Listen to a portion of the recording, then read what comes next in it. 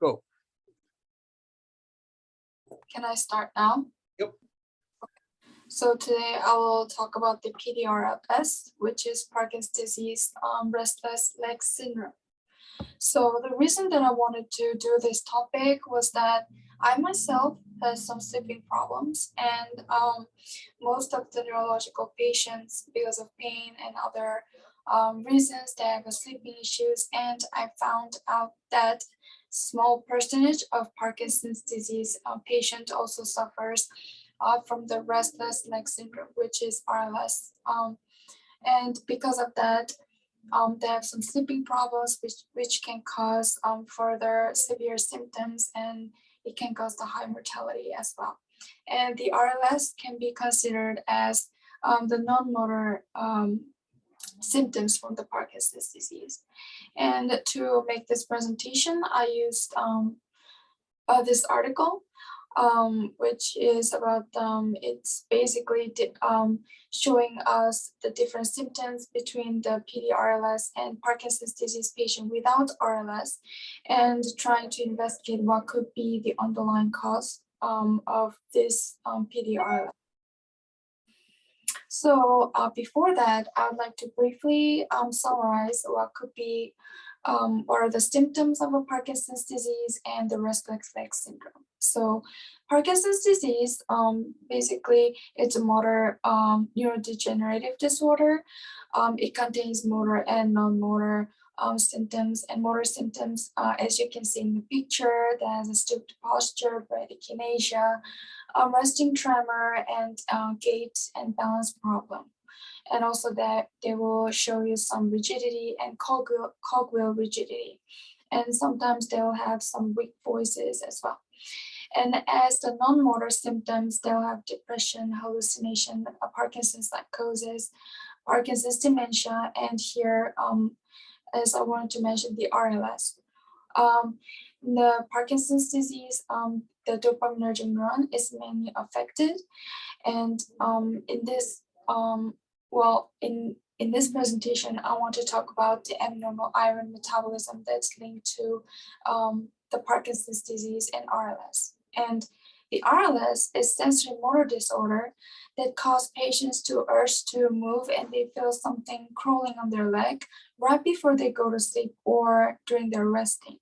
So that's why they cannot sleep that well. And surprisingly, they also have some problem with dopaminergic system.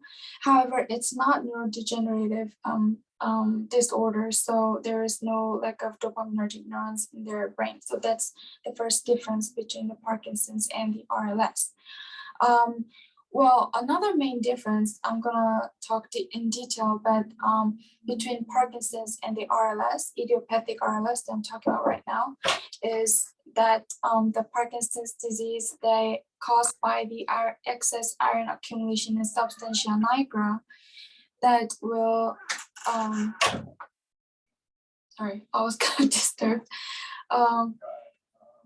Accumulation in the substantia nigra. However, in the RLS, they tend to have a lack of iron in the CSF. So that's the another difference between idiopathic RLS and Parkinson's disease. So here, in this slide, I'm talking a detail about the pathomechanism. As I mentioned before, here in the Parkinson's disease, you can see in the biopsy from the postmortem, there's high iron intake in substantia nigra, which will cause the phantom reaction ferroptosis and which will cause dopaminergic neuron depletion.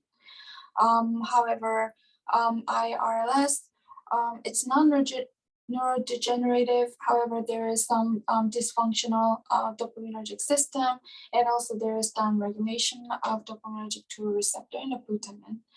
And also, they found that in the CSF, they have low iron and low ferritin, which all directs into low iron level in the CSF.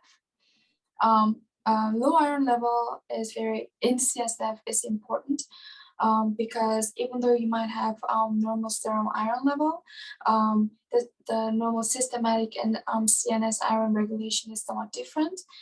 you might have low iron level in the CSF, and they might cause the idiopathic RLS. So measuring the CSF iron level with measuring iron and iron regulating protein is very important for RLS lab work. Okay. All right, here is the mechanism of the ferroptosis and the Fenton reaction. So here I want to talk about the PDRLS, which RLS that's is part of the non-motor symptom of the Parkinson's disease. As I mentioned before, this PDRLS patient will have low sleep quality. Surprisingly, PDRLS patient frequency is more than idiopathic RLS in the general population. And apparently PDRLS, they both occur because of abnormal iron metabolism and the neurotransmitter. And I will talk in detail about this later on. So just to prove that this article is trustworthy, I just kind of sum up how they conduct their study. So basically what they did is that they collected over 200 patients, and then by using the International RLS study group chart, I guess, differentiate PDRLS and PD and RLS, and also to detect the severity of RLS, they used RLS rating scale, RLS-RS, and to measure the iron and neurotransmitter in the CSF and in the serum and the CSF in the CNS. They made patients stop taking any anti-Parkinson's drug for 12 to 14 hours. And then they measure iron level in the CSF and venous for the serum, and measure other neurotransmitter, the dopamine, acetylcholine, catecholamine, and serotonin, as I wrote here. So first, the symptoms, I will go over the symptoms. So here in this article, they kind of try to compare the symptoms of between the PD-RLS group and PD non-RLS group. And surprisingly, they found, well, PD-RLS groups normally has longer duration of the motor symptoms, and they have lower dopamine level. So they somewhat assume that lower dopamine level, dysfunction of dopamine level in the CNS might cause the severe symptoms in the PD-RLS group. So, and when they looked at the other symptoms, again, the depression, anxiety, fatigueness, all those things were worse in the PD-RLS group.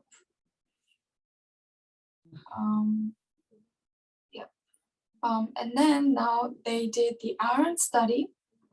So here they compare the iron level in the CSF by measuring iron and iron regulating proteins, especially ferritin, transferrin, and lactoferrin. And as you can see here, there's huge difference in the iron level, lower in the PD-RLS group. And again, the ferritin is lower. There is a huge difference in the PD-RLS group, but not surprising, you can see the high transferrin level with the PD-RLS group. So this all is saying that there is less iron level in the CSF in the PD-RLS group than the PD non-RLS group. However, in the serum, you can see that, well, even though there is low iron level in the serum, there's low level of transferrin. So it's kind of contradicting the low iron level in the serum. So they were, can you do the presentation? Oh, can you? Thank you.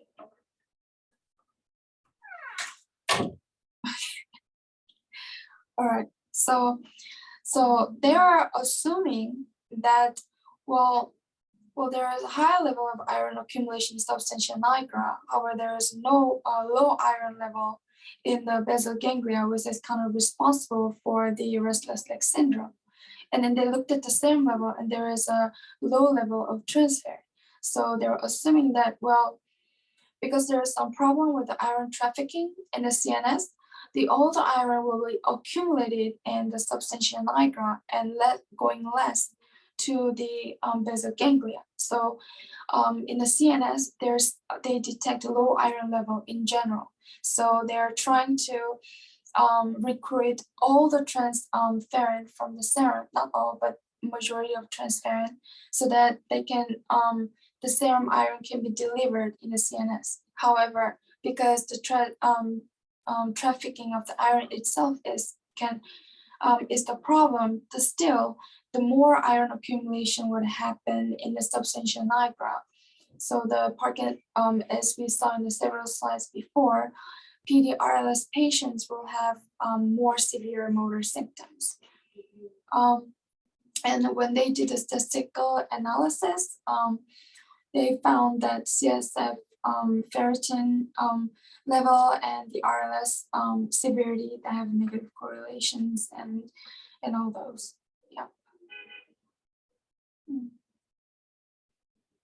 So yeah, and so I forgot to mention it, and because of low dopamine level because of the substantia nigra, iron accumulation and lack of iron in the basal ganglia, that all make a lower dopamine level. So of course we will find more lack of dopamine level in the PDRLS patient, because iron is a very important cofactor for tyrosine hydroxylase. That's enzyme for the dopamine biochemistry. So when they did a neurotransmitter study, here they're comparing dopamine, serotonin, acetylcholine, and catecholamine in the PDRLS and non-RLS group. They saw the difference lower of dopamine and the serotonin level in the PDRLS group, which shows that there are symptoms of being anxiety, depressed, and all the Parkinsonian symptoms can be explained with RLS group, more severe symptoms. So this is kind of summary of it. So low dysregulation of serotonin can be caused by the lower iron level, and because of that, on top of the motor symptoms, RLS plus anxiety, depression, fatigueness is more severe in the PDRLS patients. So now I want to go into the treatment. So for this treatment, I used article that I put as a reference, the low bottom level in this slide. According to this article, they're saying right now there isn't any exact international protocol to treat RLS in the PDRLS patient. However, this is somewhat proposal they think it might be helpful. So as I mentioned before, because both PDRLS patients, they have lack of dopamine, some of the treatments that are used for the Parkinson's disease can be also used for the PDRLS to relieve RLS symptoms. However, they like to use the dopamine agonist first, but because of their side effects such as hallucination, impulse control disorder, and severe sleepiness, they have to check out some of the comorbidities that the patient might have at the point when they want to treat this patient, PDRLS patient. So first they need to check the stuff that's on the slide, 7 years old, or cognitive dysfunction, hallucination, impulse control disorder, and or severe sleepiness. If they don't have it, they need to check if they're in the dopamine agonist, such as pramipexole, rotigotine, rutinirol. If they're not, then they can treat them with them, or they're yes, but still they have some symptoms. They need to increase the dopamine agonist level. However, in the article, they mentioned that it's better to use it during the night because of their side effect of sleepiness and all that. Or as it's written right here, dopamine, they can either add levodopa in their before the symptoms. If this doesn't work, then they can use alpha to delta ligands. In this article, they mentioned mainly about the gabapentin, and they also said that gabapentin is very good, effective with the patients present more of a sensory problem in the RLS. So basically, if these patients present more with a crawling sensation or weird tingling sensation, gabapentin will be very effective. And in a severe RLS symptom presenting patient, or even in a refractory idiopathic RLS patient, gabapentin infusion can be very helpful. And if this doesn't work, they can go to the opioid. If that also doesn't work, then they can discuss some different stimulation. If they have those comorbidities, they should start with a levodopa. And again, just like before, if levodopa doesn't work, then gabapentin can be used. And if it doesn't work, then they can use opioids. If it's not efficient, opioid is not efficient, this patient, again, check if they once had or have impulse control disorder. If they don't, they can discuss different stimulation.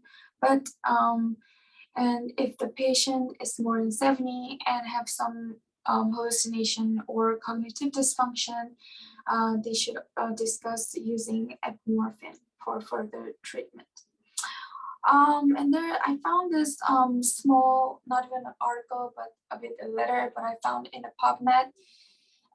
There had been 2 case studies of sulfonamide, which is MAO inhibitor, and they saw some effectiveness of this MAO inhibitor. And I don't know if it's true, but I found, because I'm not really familiar with American insurance and the payment, but the thing that I found about this one, it's cheaper. I'm not sure it's cheaper because yeah, so I just put a sulfonamide, even though it's this case study should be more studied and more investigated. I just found it maybe sulfonamide can be maybe helpful for patients in the financial wise and in the efficiency wise.